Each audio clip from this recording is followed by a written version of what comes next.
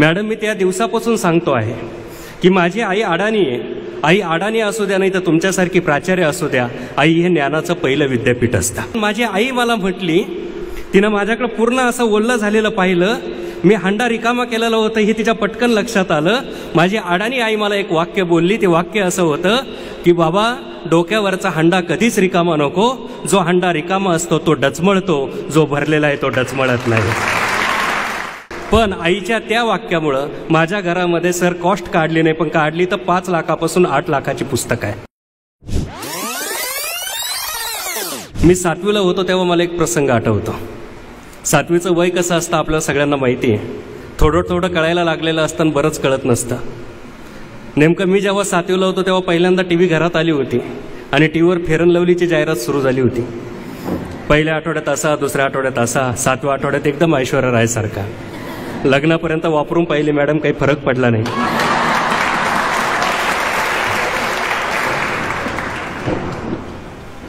लग्नानंतर मग तो विषय मी सोडून दिला. परंतु त्यावेळेस ती नवीन जाहिरात सुरू झालेली होती. त्याच्यामुळे मी पहिला फेअर अँड लवलीचा थर देऊन, दुसरा पावडरचा थर लावून, आरशासमोर स्वतःला 4-5 प्रदक्षिणा घालून कोणत्या अँगलनं कसा दिसतो, पाठीला दप्तर लावून अगदी शाळेत जायच्या तयारीत होतो.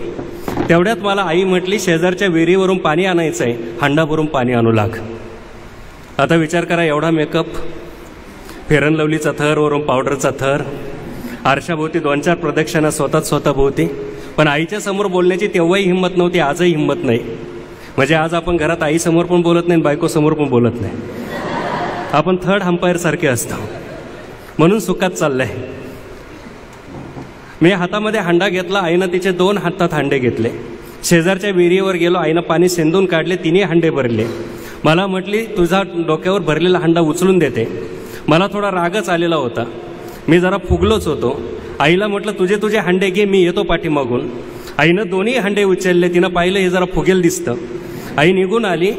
मला राग आलेला असल्यामुळं आणि मी थोडासा आळशी असल्यामुळं माझ्या वाट्याला असणारा हंडा मी थोडा रिकामा केला, डोक्यावर घेतला. पुढं पाय दिला का मागून पाणी पडायचं, थांबलं का पुढून पडायचं. मी जेव्हा घरी पोहोचलो तेव्हा तोंडावरची पावडर पायापर्यंत गेली होती. फेअर अँड लवली कुठं गेली कळली नाही. आईनं तिचे 2ही हंडे उतरून ठेवले आणि दरवाजामध्ये माझ्या डोक्यावरचा हंडा उतरून घेण्यासाठी आई आली. तिनं माझ्याकडे नीट पाहिलं. मॅडम, मी त्या दिवसापासून सांगतो आहे की माझी आई अडाणी आहे. आई अडाणी असू द्या नाही तर तुमच्यासारखी प्राचार्य असू द्या, आई हे ज्ञानाचं पहिलं विद्यापीठ असतं.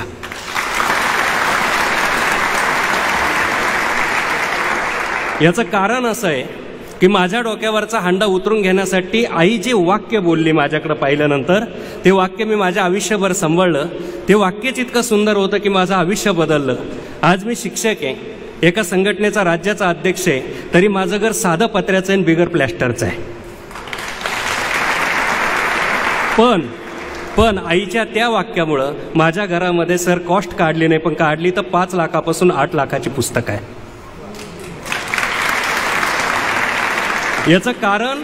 याचं कारण माझी आई मला म्हटली, तिनं माझ्याकडे पूर्ण असं ओल्लं झालेलं पाहिलं, मी हंडा रिकामा केलेलं होतं हे तिच्या पटकन लक्षात आलं. माझी अडाणी आई मला एक वाक्य बोलली. ते वाक्य असं होतं की बाबा, डोक्यावरचा हंडा कधीच रिकामा नको. जो हंडा रिकामा असतो तो डचमळतो, जो भरलेला आहे तो डचमळत नाही.